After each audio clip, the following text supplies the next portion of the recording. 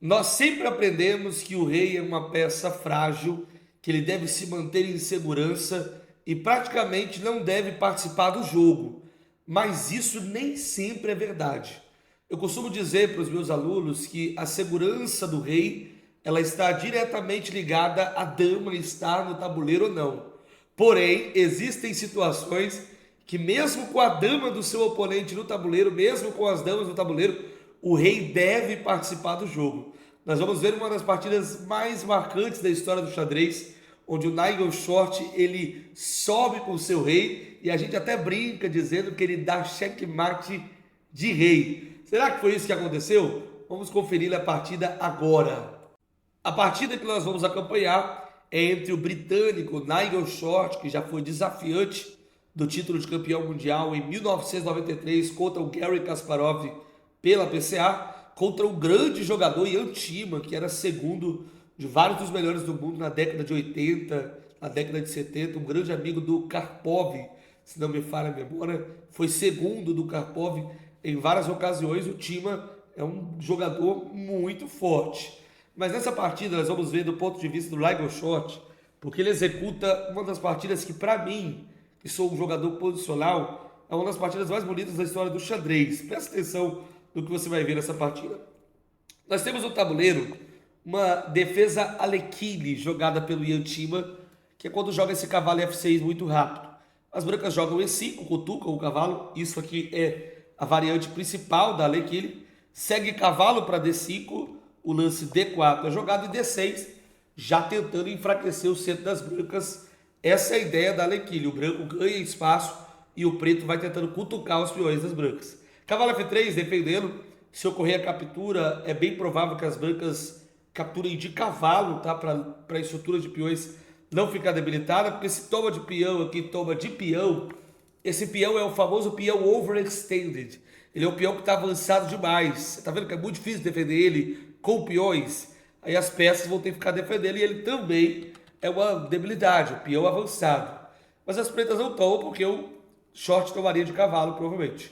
Segue G6 com o propósito de cutucar o peão, mais uma vez pressionar esse peão. Bispo para casa de C4, tocando o cavalo, cavalo B6, bispo B3, defendendo o bispo, e bispo G7, fianquetando o bispo. Dama E2, evitando qualquer tipo de troca de damas na posição através de peão toma. Cavalo C6, olha que a pressão aumenta no ponto de E5, e aumenta mesmo, tá? A partir de agora, se tomar, provavelmente vai ter que tomar de peão. Roque, aqui as pretas escolhem não tomar diretamente, mas se tomassem, as brancas teriam que tomar de peão, porque se é para ter um peão avançado, nós não vamos trocar peça, né? Já que se eu tomo de cavalo, ele vai trocar da mesma força. Na verdade, ele pode até pensar em tomar esse peão aqui. Agora que eu vi que é um perigo, né? Embora tenha bispo no F7, não é checkmate, mas a posição fica complexa. Mas isso não aconteceu. Que o jogador das brancas joga roque e o jogador das pretas também coloca o rei em segurança por meio do roque. Segue H3, evitando a cravada nessa posição, que seria bem chata, então joga H3 primeiro. Peão A5 para tentar chegar até o bispo ali na posição, que está marcando aqui a teoria de abertura.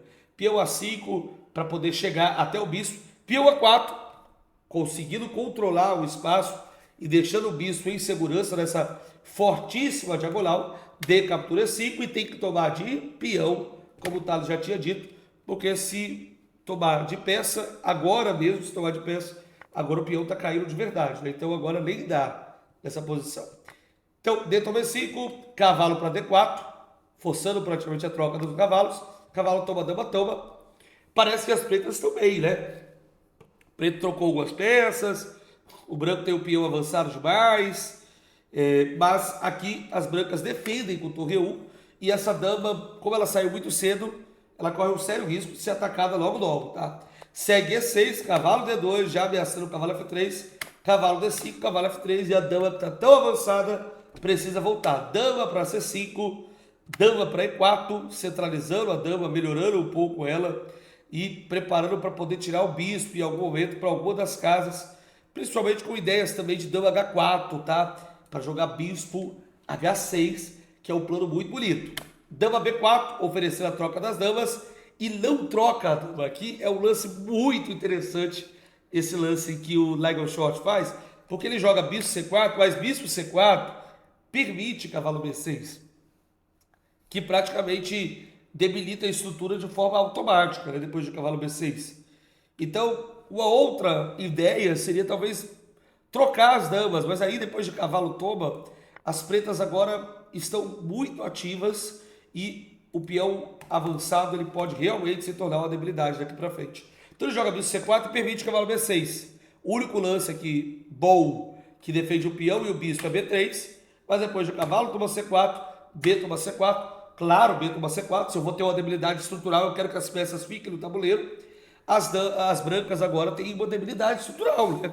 Parece que as pretas estão até melhores, porém, a atividade e a força das peças chegando para o ataque com velocidade faz com que as brancas tenham um jogo muito bom. Segue torre 8, torre para casa de D1, controlando a coluna aberta e não permitindo que o bispo se desenvolva com facilidade.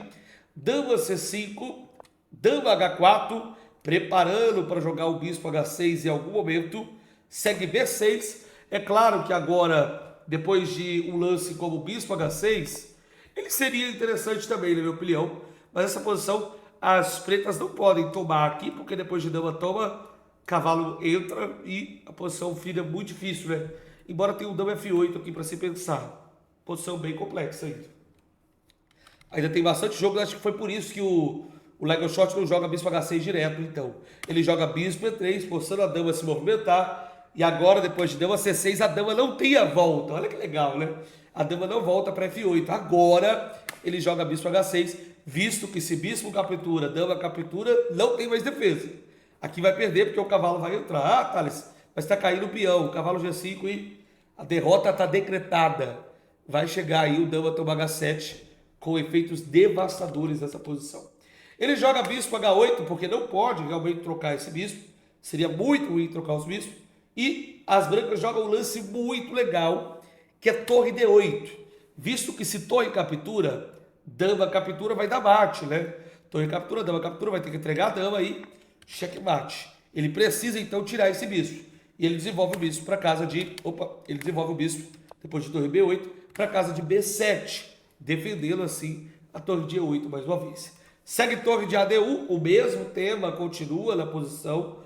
Não dá para trocar as torres ali por conta do mate. Poderia trocar uma vez, mas trocar uma vez não é o suficiente, né? Então o mesmo tema continua. Segue bispo G7 agora.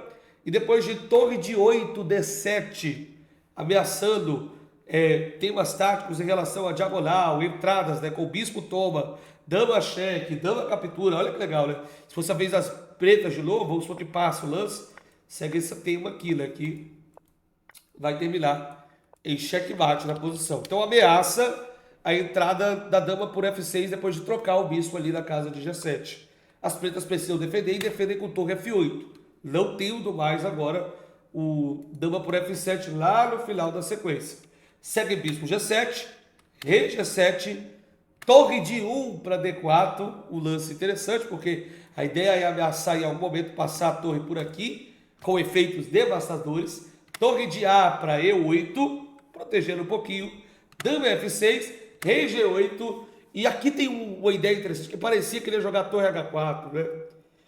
Talvez torre H4 seja até bom. Vamos conferir com o computador se torre H4 é um lance bom. Segundo o computador, torre H4 não é bom. Ah, claro que não é bom, né? Tá caindo a torre aqui na casa de D7. É ao vivo. Torre H4 não é bom porque tá caindo a torre D7. Então ele precisa elaborar um plano, né? O plano mais claro de se pensar é realmente subir o peão da torre para poder tentar ter tema de mate na posição. Esse é o plano mais claro da posição. E é o plano que o Legal Shot joga. Ele joga H4 e para poder paralisar o plano do H4, H5 e H6, o Ian Timman joga o lance H5 com ele. O peão não anda mais. E essa é a posição mais clássica, é a posição que todo mundo se lembra. E eu queria te perguntar, o que você jogaria nessa posição se você tivesse do ponto de vista das brancas no lugar do Legal Shot, sabendo o tema que você leu lá no título do vídeo? O que você jogaria? Eu sei que você é um cara estudioso, um rapaz estudioso, sei que você já pensou e talvez você chegou à conclusão de que a melhor forma de vencer, e é a forma vencedora, o computador dá essa forma, eu acho isso extraordinário, é a sequência Rei H2, Rei G3, Rei F4, Rei G5, Rei H6, com efeitos devastadores. O Legal Shot encontra essa sequência da subida do rei, o rei que vai para a batalha, o rei que no meio do jogo com torres no tabuleiro ele ajuda na mate. Então nem sempre o rei vai ser uma peça defensiva, né? Existirão situações em que o rei deve ser uma peça ofensiva, embora são pouquíssimas as situações, tá? Rei para H2, segue torre para casa de C8, ele vai tentando passar lance, mas a verdade é que ele está praticamente em Zug, né? Que rei G3, torre E8, rei F4, ele volta o bispo para C8, mas aí rei G5 entregando a torre não tem problema. Joga rei H7, parece que vai paralisar, só que aqui o tema continua com torre captura F7, que coisa linda. Depois, aqui abandona, né? Aqui o Yantima abandona, mas se torre por F7, dama por F7, o rei vai ter que voltar para H8 e depois rei para H6.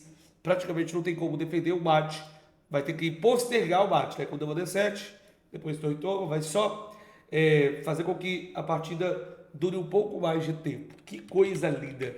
Me diz aqui nos comentários o que você achou dessa subida de rei do Legal Shot e se você já conhecia. Se inscreve aqui no nosso canal, compartilhe o nosso vídeo para aquele amigo seu que gosta de xadrez. Um abraço e até o próximo vídeo. Tchau, tchau.